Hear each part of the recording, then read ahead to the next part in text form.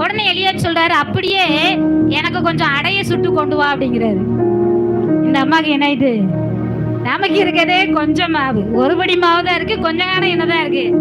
இது எனக்கு என் பையனுக்கே காணாது, இருக்கத சுட்டுட்டு சாகலான்னு இருக்கு, இவர் வேற அடைய கேட்கிறாரு அப்படின்னு சொல்லி நினைக்கும் பொழுது அவர் சொல்வாரு, ஏமா நீ இருக்க மாவுல முதல் அடைய சுட்டி எனக்கு கொண்டு வா, கர்த்தர் உன்னை ஆசீர்வதித்து பஞ்சகால முடியும் வரையிலும் உன் எண்ணெயும் மாவும் குறையாதபடி உன்னை ஆசீர்வதிப்பார் என்று சொன்ன உடனே அந்த அம்மா அந்த ஊழியக்காரின் வார்த்தைக்கு கீழ்ப்படிந்து அந்த அம்மா என்ன செய்றாங்களா, மாவை கலக்குனாங்க, முதல் அடைய ஊத்துனாங்க, அந்த ஐயாவுக்கு முதல் அடைய போய் கொடுத்தார்கள். அடுத்து மாவு பார்க்கும்போது அடுத்து என்ன செய்யுது, மாவு இருக்கு, அடுத்து அடைய சுட்டு கொடுக்கும் பொழுது இப்படி சுட சுட சுட மாவு சட்டியில மாவு ஊறிக்கொண்டே இருந்தது, எண்ணெய் பாத்திரத்துல எண்ணெய் ஊறிக்கொண்டே இருந்தது.